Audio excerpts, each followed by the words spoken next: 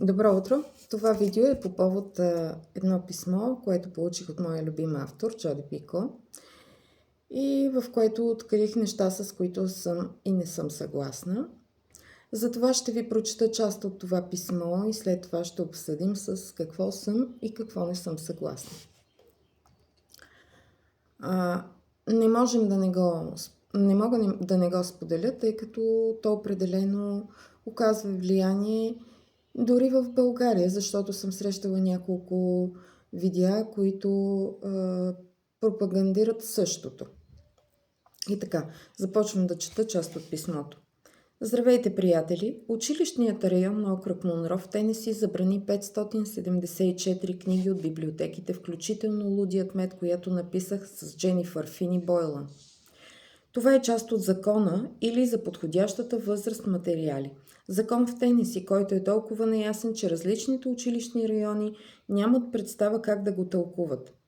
Като автор на 19 минути, която в момента е най-забраняваната книга в страната, не мога да кажа, че това е новина за мен, но искам да споделя с вас някои от другите 573 заглавия, забранени в окръг Монро, а именно Древен Египет, Древна Гърция, Кафяво момиче, което мечтае от Джаки Удсън, Европейско изкуство до 1850 година, Юдаизъм, Анатомията на Грей, медицински учебник, Скрити фигури, за афроамериканските жени математици, които са помогнали за стартиране на космическата програма, Индуизъм, влияние на Холокоста, Ислям, Маос, графичен роман за Холокоста, Мексиканско, централно и южноамериканско изкуство, Мухамед и Ислямът, Произход на Холокоста, Преследване и емиграция, Крадецът на книги, Първите американци, Нацистските лагери на смъртта. И това са само част от тези 573 книги. Писмото продължава. Можете да видите как подобна цензура съвпада с неотдавнашната директива на настоящата администрация, според която всички държавни училища трябва да докажат, че са премахнали DEI или да загубят федерално финансиране.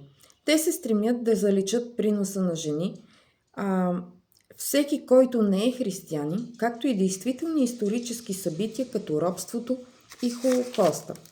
Това, което правят тези книжни рекламни банери, е опит да пренапишат историята, като изключват книгите, които са регистрирали не особено завидни моменти в американската или бялата история.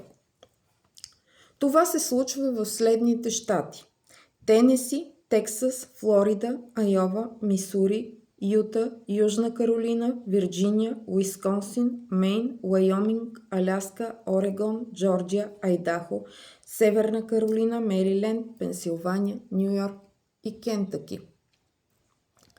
Сега, това, с което аз не съм съгласна, е следното твърдение.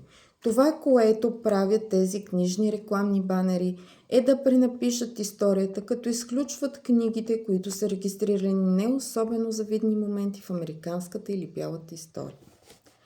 Това е абсолютно противоречащо на току-що по-голямата част от написаното от нея писмо. Това изказване според мен е преувеличено.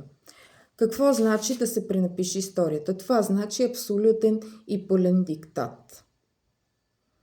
В случая няма такъв, защото...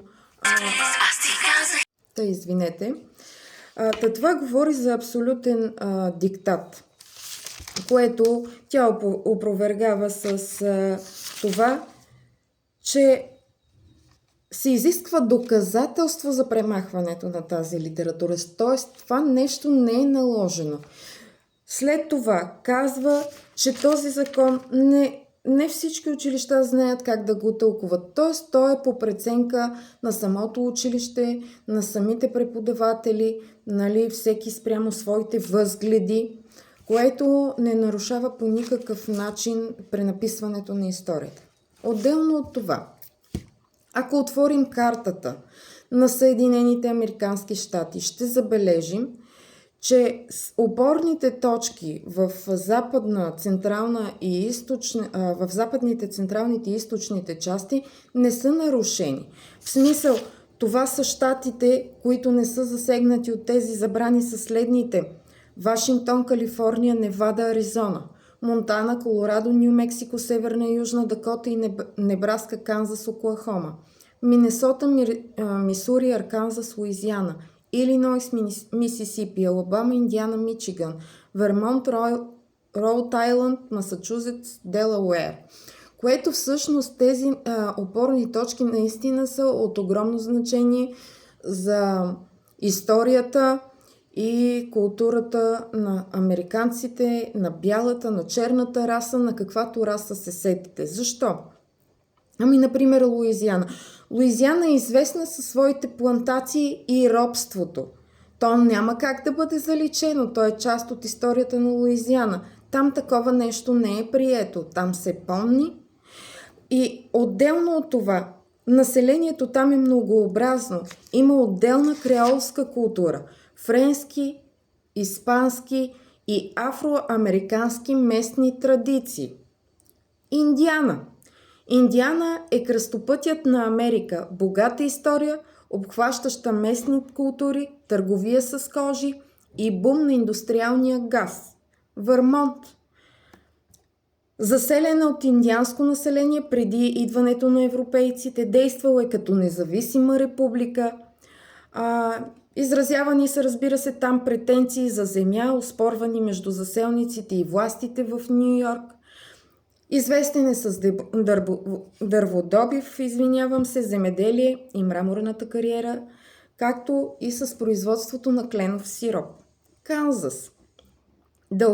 Дълбоко вкоренена индианска култура, наричан кървящия Канзас, известен с производството на пшеница, която е въведена от немските имигранти и оформила селскостопанската икономика, също и животновъдство и железопътни станции за превоз на добитък.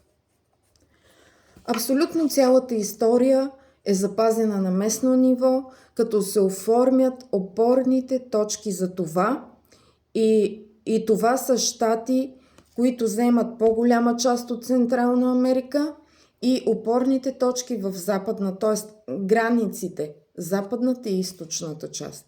Горе и долу, север и юг. Относно това, какво четиво е подходящо, да, може би има неща, които не са толкова подходящи за определена възраст и трябва да се прочетат в подходящата възраст. Това, което не съм съгласна е обаче, ето ако го сравним с нашата образователна система, ние изучаваме Древна Гърция и то още миналата година. В смисъл, дъщеря ми е 8 клас, 7, 6 клас, мисля, че се изучаваше. Кафяво момиче, което мечтае. Не мисля, че е окей да бъде заличавано. Европейско изкуство до 1850 година. Това е въпрос на гледна точка. Някой назначен чиновник или лице, което е видяло нещо, но може би, както казах, това нещо не е наложено. Отделно от това, аз не съм съгласна лично. Аз не съм съгласна, например, за премахването на книгата "Крадецът на книги", защото тя представя живота на едно дете по време на Втората световна война, по време на бомбардировките, което чрез четенето се е справяло ментално да приеме заобикалящото го. И то е написано цензурирано, меко казано. В смисъл, автора се е изразил по-меко. И не е чак книга, която би трябвало да бъде забранена. Така, това е моето мнение. А ако вие имате друго, пишете в коментарите, ще коментираме заедно. Приятен ден!